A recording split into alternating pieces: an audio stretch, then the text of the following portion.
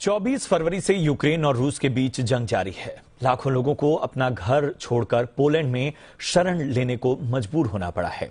इस बीच इन refugees camps में मां और उनके मासूमों की ऐसी तस्वीरें सामने आ रही हैं, जिसके बाद सवाल उठता है कि क्या जंग वाकई जरूरी है। एक बार इन मासूमों के चेहरों को देख लेते तो शायद ये जंग न होती।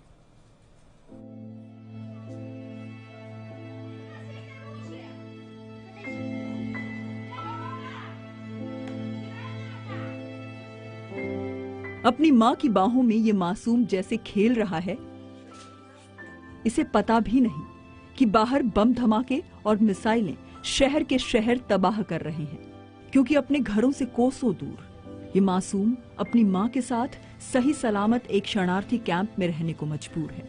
लीसा ऐसे ही शरणार्थियों में से एक है, जिसे यूक्रेन छोड़ पोलैंड के रिफ्यूजी कैंप में अपने बच्चों के साथ शरण लेनी पड़ी है।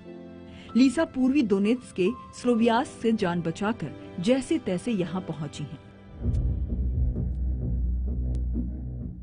क्योंकि अब लीसा का शहर खंडर में तब्दील हो गया है और लीसा को नहीं पता कि वो अपने घर कभी पहुंचेंगी या नहीं।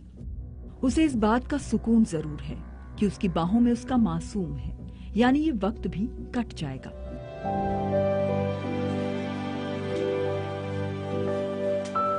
इस शरणार्थी कैंप में मां अपने मासूम बच्चों को सुकून का हर वो पल देना चाहती है जो उनकी जिंदगी में पिछले 22 दिनों से नहीं है। 24 फरवरी को यूक्रेन पर रूस के हमले के बाद से लोग अपनी जान बचाने के लिए रिफ्यूजी कैंप्स में रहने को मजबूर हैं। ऐसे करीब 30 लाख लोग हैं जिन्हें अपना घर-बार छोड़ने को मजबूर होना पड़ा।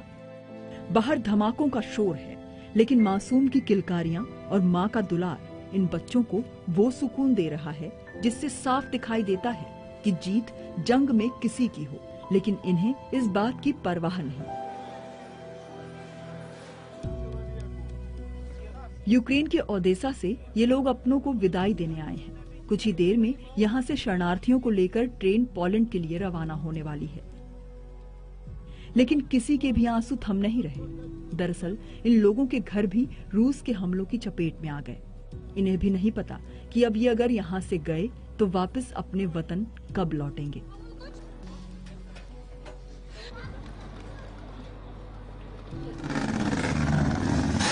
शहर शहर धमाकों का शोर मचा है।